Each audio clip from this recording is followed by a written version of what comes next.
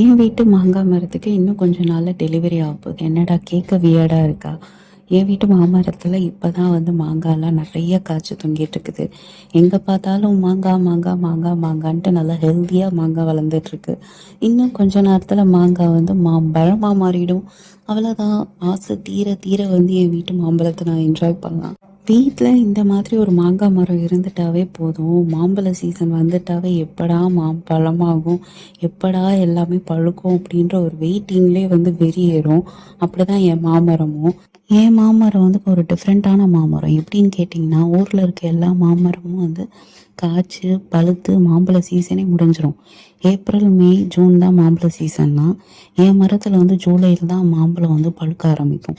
எது எப்படியோங்க, இந்த மாதிரி மாமரத்தில் நிறைய மாங்காயெல்லாம் பார்க்கும்போது என்னால் முடியலை. அதை டச் பண்ணி எப்படா பறித்து சாப்பிடுன்ற வெயிட்டிங்லேயே வந்து சொல்ல முடியலங்க. அந்த மாதிரி ஒரு ஃபீலிங்கில் இருக்குது. அண்ட் இந்த மாமரம் என்ன ப்ரீடுன்னு கண்டுபிடிச்சிங்கன்னா அப்படியே காமெண்ட் பண்ணுங்கள், சப்ஸ்கிரைப் பண்ணுங்கள்.